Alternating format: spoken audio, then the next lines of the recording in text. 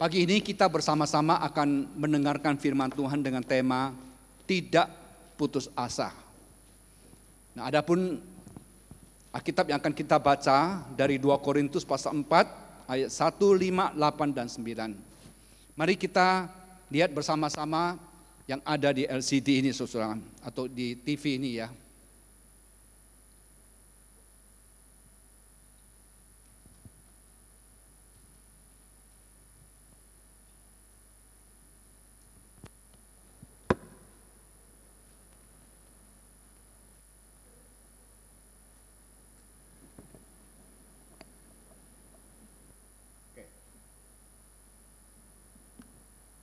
Mari saya akan bacakan untuk jemaat sekalian ya. 2 Korintus pasal 4 ayat 1. Oleh kemurahan Allah kami telah menerima pelayanan ini.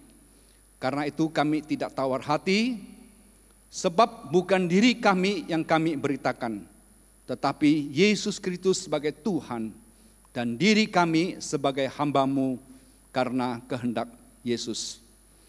Dalam segala hal kami ditindas, namun tidak terjepit. Kami habis akal, namun tidak putus asa.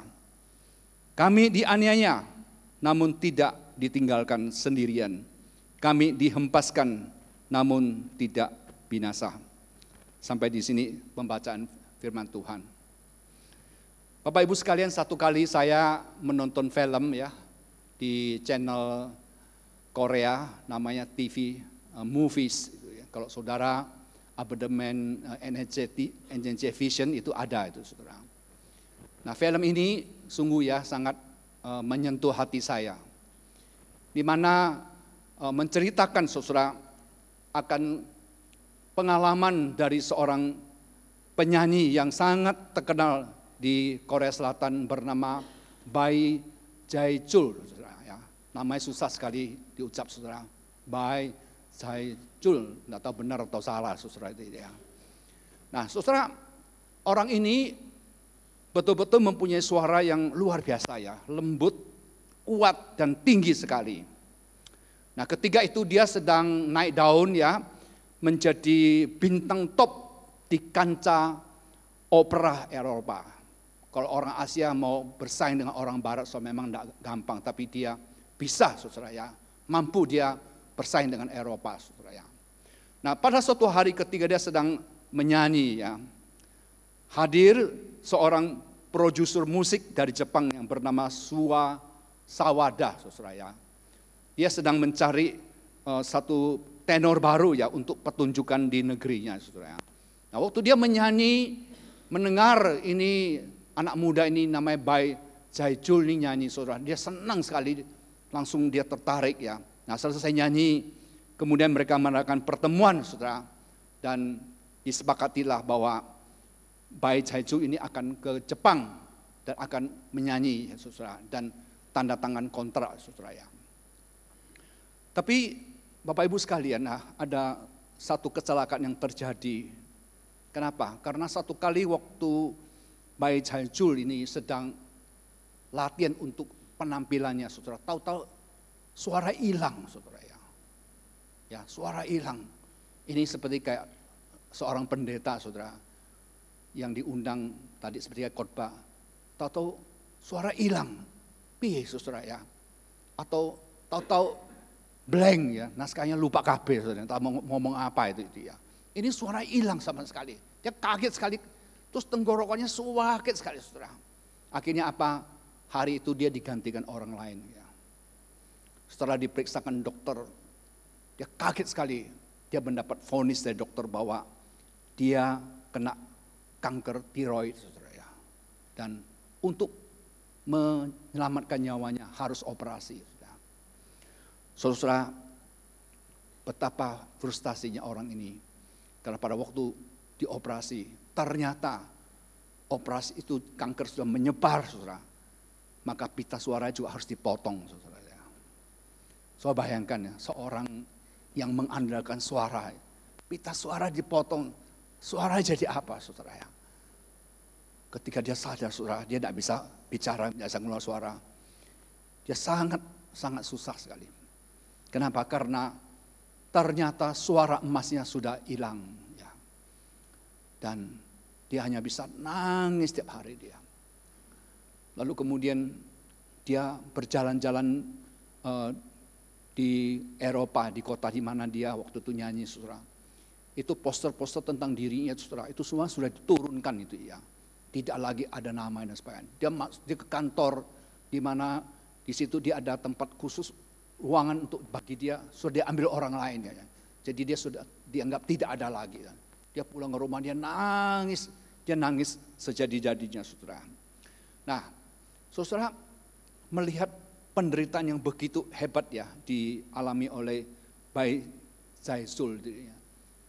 Sawada ini, saudara, itu tidak sampai hati, saudara. Dia datang ke teman itu, dia memeluk dia. Dia bilang, kamu jangan putus asa, kamu tetap harus tegar, dia bilang. Mari kita cari jalan keluar, dia bilang. Maka sejak itu Sawada, saudara, dia pergi keliling di Jepang mencari seorang profesor, dokter, THT yang top, saudara. Dan akhirnya, saudara, melalui dokter ini ya, suara dari Bai Zaizul ini bisa dipulihkan, saudara. Wah, ini luar biasa. Bisa dipulihkan, pada pita suara sudah digunting, saudara. Saudara, Bai Zaizul ini kemudian dia sangat bersyukur sampai menangis, saudara. Dan ketika pertama kali dia tampil setelah operasi ini, lagu pertama yang dia nyanyikan itu, saudara, adalah How Great Thou Art, saudara. Betapa besar Engkau Tuhan. Kalau bukan Engkau, aku hari ini tidak bisa menyanyi lagi. Dan selanjutnya Tuhan memberkati orang ini. Dan dia lebih maju lagi daripada sebelumnya, saudara. Maka ada Perdana Menteri ya Inggris, Winston Churchill. Dia pernah mengatakan begini. Never give up. Artinya, jangan sekali-kali menyerah. Amin, saudara-saudara. Saudara ngomong sama diri sendiri, ya. Jangan sekali-kali menyerah, saudara. Ayo ngomong, saudara. Nah, ngomong sama yang di sebelah suami yang mungkin sudah mau menyerah, saudara. Ya, ngomong, saudara. Ya. Jangan sekali-kali menyerah, saudara. Harus tetap berjuang karena Tuhan kita tidak akan meninggalkan kita. Nah, saudara yang terkasih, hari ini kita juga melihat seorang rasul ya, rasul Tuhan yang besar, Paulus, saudara. Dia juga memiliki satu semangat pantang menyerah yang luar biasa, saudara ya. Dia tidak pernah putus asa, saudara. Saudara membaca ya dalam surat yang tadi kita sama-sama lihat itu, saudara. Dia pernah bilang begini, dalam segala hal kami ditindas, namun tidak terjepit, saudara. Kami habis akal, namun tidak putus asa. Kami dianiaya, namun tidak ditinggalkan sendirian. Kami dihempaskan, namun tidak binasa. Saudara, ini adalah perkataan-perkataan yang nyata, pengalaman nyata, saudara. Bagaimana dia ditindas, saudara. Dia dianiaya, dia dihempaskan, saudara. Tapi Tuhan tetap menjaga dia.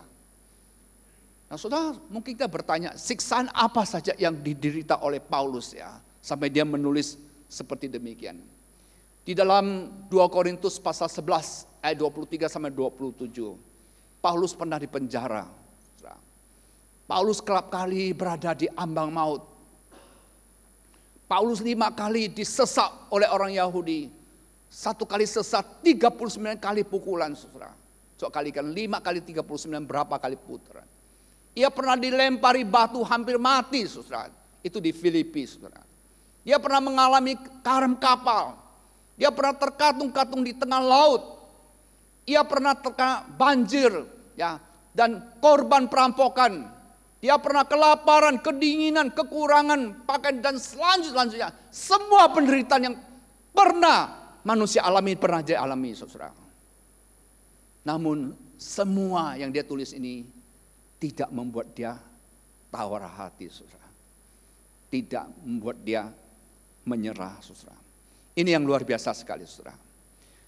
Lalu sekarang kita akan berpikir ya, Mengapa Paulus tidak pernah merasa tawar hati dan ingin mundur dari pelayanan? Meskipun tantangan itu berat sekali, saudara. Nah, ada rahasia, saudara, di dalam 2 ayat yang kita baca bersama-sama pagi ini. Ya. Di dalam 2 Korintus pasal 4 ayat 1 dia mengatakan begini, oleh kemurahan Allah kami telah menerima pelayanan ini, karena itu kami tidak tawar hati. Lalu pasal 4 ayat 5, sebab bukan diri kami yang kami beritakan, tetapi Yesus Kristus sebagai Tuhan, diri kami sebagai hamba-Mu. Nah, saudara, di dalam 2 ayat ini kita melihat ada satu prinsip, ya, ada satu kekuatan yang Paulus rasakan, saudara, ya, di dalam melayani Tuhan yang membuat dia tidak menyerah apa. Saudara, Paulus menganggap, ya, pelayanan memberitakan Yesus Kristus itu adalah satu kepercayaan, ya, yang Tuhan berikan dia kepada dia. Panggilan untuk melayani orang-orang non-Yahudi itu memang suatu panggilan yang sangat khusus sekali, saudara. Dia mengatakan oleh kemurahan Allah, oleh kebaikan Allah. Ya, ini adalah satu kepercayaan, saudara. Dan Paulus anggap ini harus betul-betul dihargai, tidak boleh diremehkan, saudara. Lalu yang kedua, Paulus juga mengatakan, saya ini hamba-Mu. Ya. Saudara, kata hamba ini di dalam bahasa Yunani itu adalah doulos. Saudara. Doulos itu sama dengan budak yang terikat kepada perintah tuannya. Saudara tahu pada zaman dulu, yang namanya budak itu tidak punya hak untuk membela diri. Kalau tuannya mau bunuh sekarang, dibunuh ya tidak apa-apa. Kalau Tuhan mau suruh dia terjun ke jurang, ya harus terjun ke jurang, saudara. Dia tidak punya hak untuk membela diri. Paulus itu melihat diri sebagai hamba dia, ya. Nah, saudara-saudara, sebagai hamba, ia betul-betul taat kepada tuannya.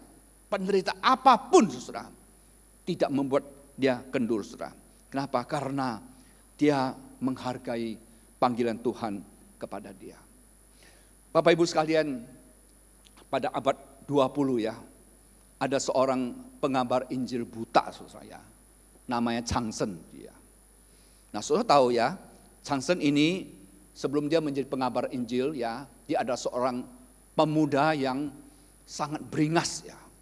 Dia penjudi, dia penakluk wanita, dia pencuri, saudara. Nah, orang-orang kampung ini sangat benci sama dia. Maka satu kali, saudara, ketika dia berbuat kejahatan, orang kampung ramai-ramai menangkap dia, memukul dia sampai cacat, saudara. Lalu matanya juga dibutain, saudara, ya. Jadi jangan main-main sama orang kampung pada waktu itu. Nah, saudara, setelah dia buta, ya, dia, Changsen kemudian mendengar bahwa di satu kota di Tiongkok, saudara, ada satu rumah sakit yang bisa menolong orang buta, bisa membuat orang buta bisa melihat kembali. Maka Changsen memutuskan berjalan kaki beratus-ratus mil untuk mencapai kota itu. Dan akhirnya sampai, saudara. Nah, sampai di rumah sakit Kristen itu, saudara, dia mulai diobati. Dan ketika diobati, saudara, Changsen juga diinjili, ya. Diinjili, ya. Diinjili, saudara. Dan heran sekali, saudara. Ketika diinjili, Changsen dengan sukacita, ya, dia menerima Tuhan Yesus sebagai juru selamatnya, saudara. Dan bukan itu saja, saudara. Setelah dia menerima Kristus, saudara, dia minta dibaptis, saudara. Dia penuh dengan sukacita, sehingga ada seorang dokter bersaksi begini, kami tidak pernah memiliki pasien yang menerima Injil dengan penuh sukacita seperti Changsen ini. Ini orang ini luar biasa, saudara. Dia minta dibaptis segera, saudara. Tapi misioneri James Webster bilang begini, Changsen, pulanglah ke rumahmu, katakan kepada tetangga-tetanggamu bahwa hidupmu telah diubahkan oleh Tuhan Yesus. Nah, nanti, ya, saya akan mengunjungi kamu. Kalau saya dengar kamu masih tetap setia kepada Kristus Yesus, ya, saya akan baptis kamu, saudara. Oke, saudara. Maka pulanglah Changsen, saudara. Dia pergi, ya, dia pulang ke rumahnya, saudara. Dan apa yang terjadi, saudara? 5 bulan kemudian, ya, James Webster mengunjungi Changsen dan menemukan banyak orang yang sudah percaya Tuhan Yesus. Karena apa? Karena berita Injil yang dibawa oleh Changsen ini, saudara. Jadi luar biasa ya. Maka sesuai dengan janji James Webster itu, lalu dia membaptiskan Changsen. So tahu setelah dia dibaptis, Changsen tambah semangat ya. Dia pergi ke pasar-pasar, dia bersaksi, dia PI kepada orang Tionghoa sesama bangsanya, saudara ya. Tapi perlakuan yang diterimanya dari orang-orang di pasar itu apa? Dia dimaki-maki, saudara. Dia diludahi, dia dipukul. Tapi dia tidak mundur sedikit pun, saudara. Nah, saudara, kerja kerasnya akhirnya menghasilkan ribuan murid bagi Kristus. Saudara, ketika saya mempersiapkan firman Tuhan bagian ini, lalu saya mulai bertanya kepada diri saya. Saya ini adalah seorang pendeta yang sudah emeritasi, saudara. Saya 37 tahun berturut-turut melayani di GKA Gloria. Lalu saya mulai coba ingat ya, ada berapa jiwa yang saya sudah menangkan bagi Kristus. Saya merasa tidak terlalu banyak. Pernahkah saya keluar ya saudara, untuk mengabarkan Injil kepada orang-orang yang di pasar, waktu ketemu di bis lah, di kereta api, di pesawat, pernah saya mengabarkan Injil pada mereka. Kadang-kadang saya merasa malu, sebab ketika saya di pesawat, saya sibuk, soalnya karena saya kecapean, saya tidur, atau baca dan sebagainya. Orang di sebelah saya tidak berani ngomong, saudara ya. Beda sama Changsen. Dan hari ini saya juga bertanya sama saudara sekalian, sudah berapa tahun Anda menjadi orang Kristen?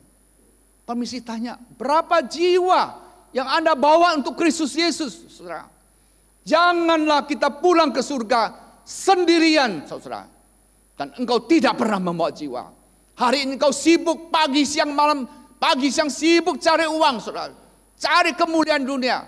Dan ketika engkau tutup mata, tidak ada apa-apa yang kamu bisa bawa. Tapi jiwa yang kamu menangkan, itu kamu bisa bawa ke surga. Amin, saudara-saudara. Oleh sebab itu kita sebagai orang Kristen, kita harus belajar apa? Bersaksi bagi Kristus. Bagaimana Kristus sudah mengubah hidup saya. Jadi Changsen setelah dibaptis, dia terus mengabarkan Injil sampai satu waktu pada tahun 1899 sampai 1901, saudara, terjadi pemberontakan Boxer di Chungguo, saudara. Dan apa yang terjadi, saudara? Pemerintah China itu dia benci sekali dengan Barat, saudara. Semua produk Barat, piano lah, apa semua yang berbau Barat itu dihancurkan, buku-buku semua dihancurkan. Termasuk orang Kristen, saudara. Karena apa? Karena orang Kristen dianggap mereka itu adalah produk Barat ya. Maka mereka ditangkapi, mereka dibunuh. Banyak sekali korban yang jatuh pada itu. Termasuk juga Changsen waktu itu ditangkap. Nah saudara, setelah Changsen ditangkap, dia dibawa di satu kuil. Dia dipaksa ya, dengan pedang yang panjang, saudara. Kalau kamu mau hidup, turuti perintah kami, sembahlah dewa di kuil ini, saudara. Changsen dengan berani berkata begini, saya hanya dapat menyembah Tuhan yang benar dan hidup. Di luar itu saya tidak mungkin bisa menyembahnya, saudara. Nah, musuh-musuhnya begitu marah, saudara. Mereka menangkap dia, lalu membakar dia, hidup-hidup sampai mati, saudara. Saudaraku yang terkasih, Changsen ini tidak berbeda dengan Paulus, saudara. Semangatnya berkobar-kobar. Saudara, kematian itu tidak pernah menggentarkan dia, saudara. Siksaan apapun, penghinaan apapun, saudara, tidak pernah mengendurkan dia untuk mengabarkan Injil. Saudara, ini contoh Paulus yang di dalam melayani Tuhan tidak pernah putus asa, tidak pernah tawar hati, tidak pernah, saudara, bersungut-sungut. Dia terus maju, dan terus maju. Saudara yang terkasih, kedua, saudara, kita akan belajar kenapa Paulus di dalam melayani Tuhan itu dia bisa tetap begitu konsisten. Saudara, alasan yang kedua adalah karena kehidupan Paulus itu ditopang oleh kasih karunia Tuhan. Mari kita melihat satu ayat ya, di dalam 2 Korintus pasal 12 ayat ke-7. Kita baca sama-sama, saudara ya. 2 Korintus pasal 12 ayat 7, 1, 2, 3. dan supaya aku jangan meninggikan diri karena penyataan-penyataan yang luar biasa itu, maka aku diberi satu duri di dalam dagingku, yaitu seorang utusan iblis untuk mengocok aku, supaya aku jangan meninggikan diri. Saudara-saudara, memang banyak ahli ya mencoba untuk menafsir ya duri ya yang ditempatkan ya di tubuh Paulus itu apa, saudara. Sampai sekarang teolog tidak ada kesamaan pendapat, saudara. Ada yang mengatakan itu sejenis penyakit, ada yang mengatakan, saudara, itu satu kelompok Yahudi garis keras yang terus mengincar Paulus, menganiaya Paulus, dan macam-macam, saudara. Tapi yang dirasakan Paulus itu sangat luar biasa, saudara. Saudara, Paulus sendiri mengatakan, saudara, dikatakan, saudara, seorang utusan iblis untuk mengocoh aku. Apa sih artinya mengocoh? Saya mencoba mempelajari di dalam arti di dalam Yunani. Mengocoh itu artinya, saudara, meninju keras-keras, saudara. Yang ditinjukan oleh iblis itu adalah satu duri, saudara. Di mana duri ini di dalam bahasa asli adalah skolops, saudara. Skolops ini adalah satu benda tajam, saudara, yang sangat tajam. Jadi iblis itu meninjukan, artinya memasukkan satu benda yang tajam itu ke dalam daging, ke dalam tubuhnya Paulus, saudara. Wah, saudara, Paulus yang dikocok ini, saudara, yang mengalami penderitaan ini, dia tidak tahan, saudara. Paulus ini bukan rasul yang cengeng ya. Dia bukan rasul yang sebentar-sebentar ngambek dan sebagainya. Enggak, saudara. Dia betul-betul tidak kuat dia. Dia tidak kuat, saudara. Akhirnya apa? Saudaraku yang terkasih ya, dia berdoa sama Tuhan begini. Ya, tentang hal itu aku sudah 3 kali berseru kepada Tuhan supaya utusan iblis itu mundur daripadaku. Tetapi jawab Tuhan kepada aku, cukuplah kasih karuniaku bagimu, sebab justru dalam kelemahanlah kuasaku menjadi sempurna. Saudara, waktu Paulus mendengarkan jawaban Tuhan ini, dia coba renungkan, saudara. Cukuplah kasih karuniaku bagimu, sebab justru dalam kelemahanlah kuasaku menjadi sempurna. Akhirnya, saudara, Paulus mulai mengerti. Mengerti apa, saudara? Mengerti dia demikian.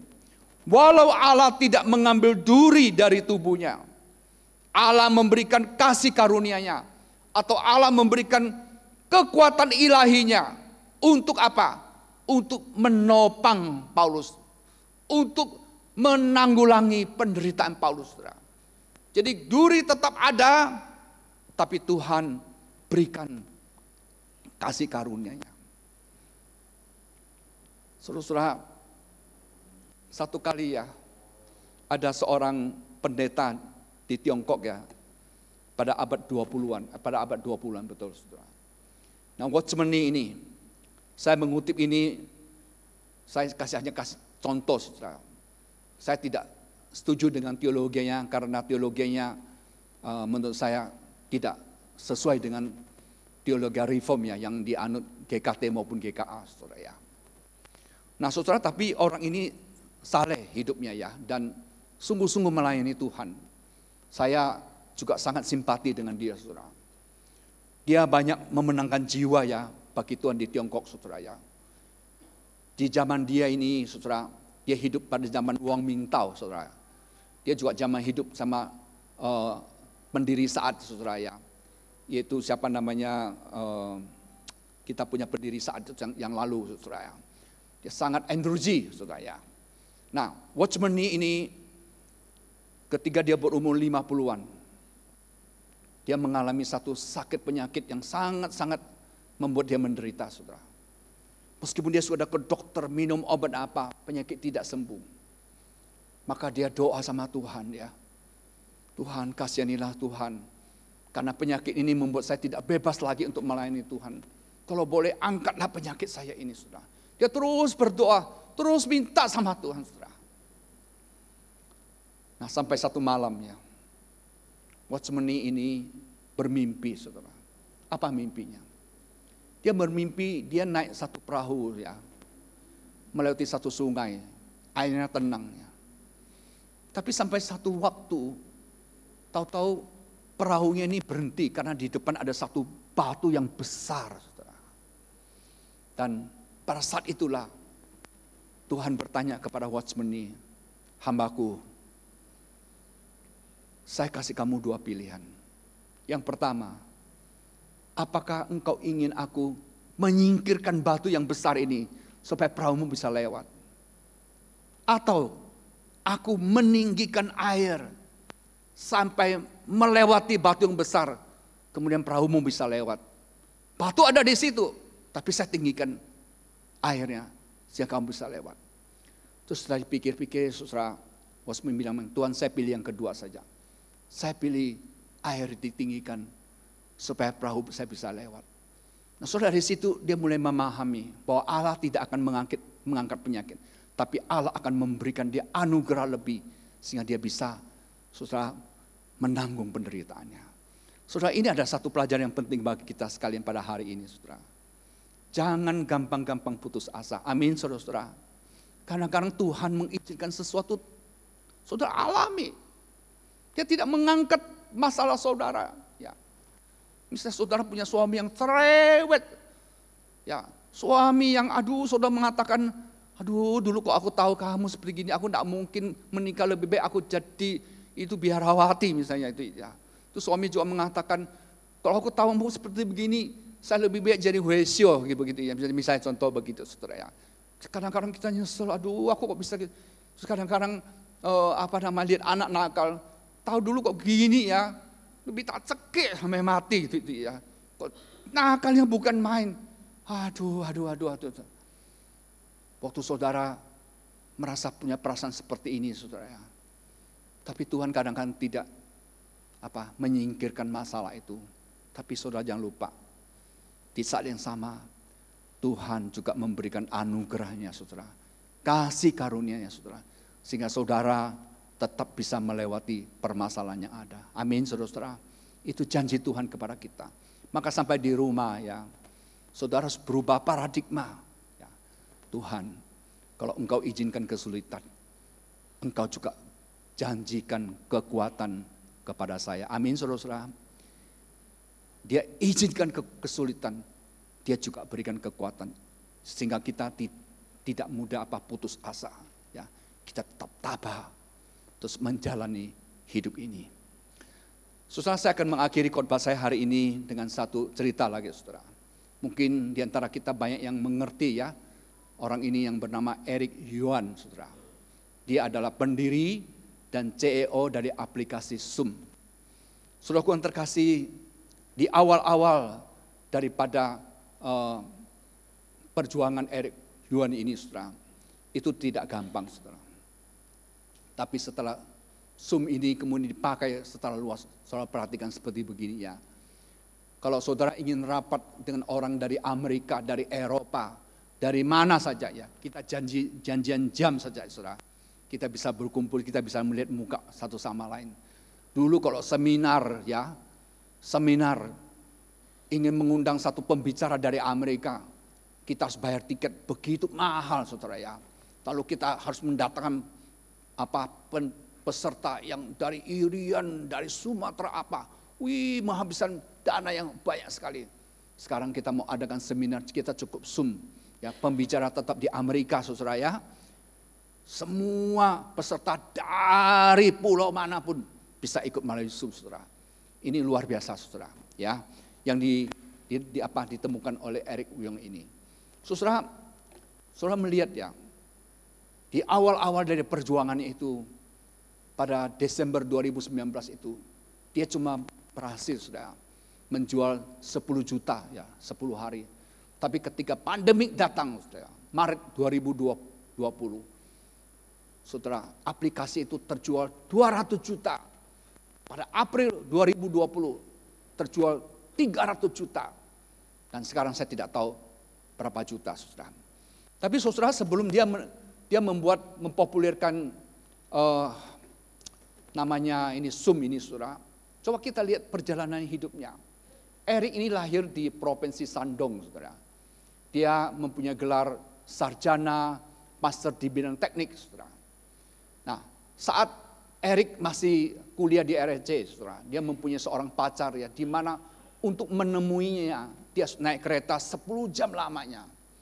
Sehingga satu hari, saudara, dia berkhayal, saya kepingin menciptakan satu alat, dibilang, di mana saya kalau mau ketemu pacar saya tidak usah naik kereta 10 jam, sangat sulit.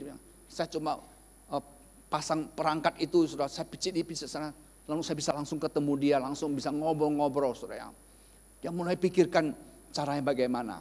Nah, satu kali, saudara, Erik ini mengikuti ceramah dari Bill Gates, saudara. Bill Gates mengatakan, kalau kalian ingin memulai karir ya, yang punya masa depan, kalian harus datang ke Amerika. Harus datang. Kalau kalian tidak ke Amerika, kalian susah berhasil, dibilang ya. Maka Erik Huang ini sekarang dia suka sekali, tertantang sekali. Maka dia mulai apply visa, saudara. 8 kali dia apply visa, 8 kali ditolak, saudara ya. Kalau saya 8 kali ditolak, sudah goodbye my love, saudara. Tidak akan pergi lagi, saudara ya. 8 kali tolak saya sudah tidak mau, malunya bukan main, saudara ya. Tapi Erik Huang itu bukan orang yang gampang menyerah, saudara. Dia coba lagi ke 9 kali, dan ke 9 kali goal, saudara ya. Akhirnya dia pergi ke Amerika. Dan waktu dia tiba di Amerika, karena Inggrisnya tidak lancar, saudara, dia di tempat bagian programmer, saudara. Di situ dia mulai utak-utik tentang Zoom, saudara. Dia mulai utak-utik, saudara.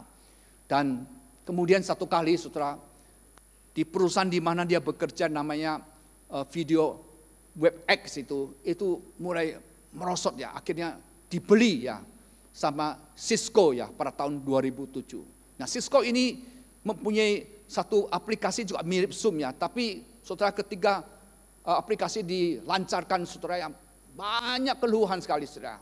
Akhirnya Erik datang kepada bosnya dan mengatakan, Pak, ini aplikasi Cisco ini susah, Pak. Bagaimana pakai saya punya yang Zoom saja, Pak?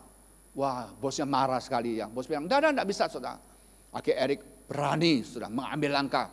Dia mengundurkan diri, saudara. Lalu dia mulai, saudara, pergi dari satu perusahaan besar ke perusahaan lain, memperkenalkan. Nah, awal-awalnya dia diejek, saudara, dia ditolak. Dia tidak putus asa. Dia datang lagi, saudara, ditolak lagi, terus ditolak, terus ditolak, terus ditolak. Sampai satu waktu ada orang yang mulai menerimanya. Ada orang yang mulai menerima sampai pada waktu COVID datang, saudara. Dia punya aplikasi booming, saudara ya. Sekarang orang ini kaya raya. Saudara, saya percaya Erik Huang ini adalah orang yang juga diberkati Tuhan, saudara. Melalui Zoom ini ya, melalui Zoom ini. Bukankah gereja juga diberkati betul, saudara sekalian ya? Perusahaan diberkati dan ini berkati. Saya percaya orang ini dipakai Tuhan, saudara. Saya tidak tahu apa dia sudah jadi Kristen atau tidak, saudara. Tapi waktu dia memperjuangkan itu, penolakan, saudara ya, itu begitu banyak. Tapi dia tidak pernah putus asa. Dia terus berjuang, terus berjuang.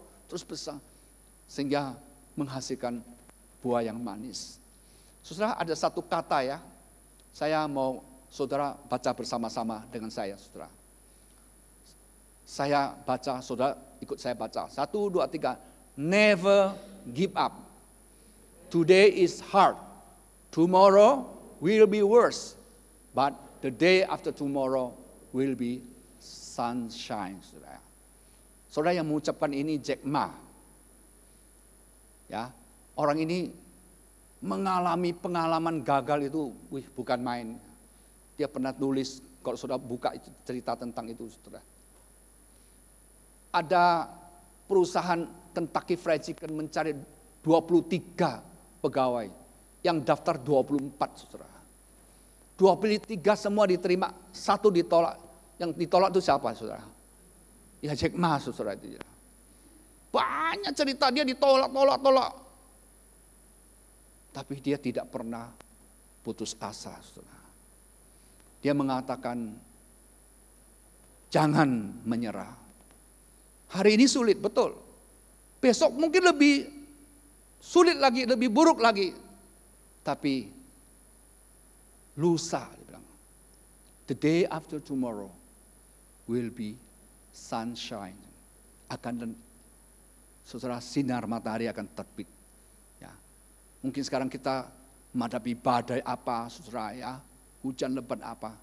Tapi satu hari pelangi akan muncul lagi, saudara. Ya. Akan ada pelangi muncul. So, never give up. Coba ikuti saya 1, 2, 3. Never give up. Yang ngomong bukan saya loh, saudara. Ya. Yang ngomong itu Winston Churchill, saudara. Ya. Mari kita berdoa bersama-sama. Pak Pendeta,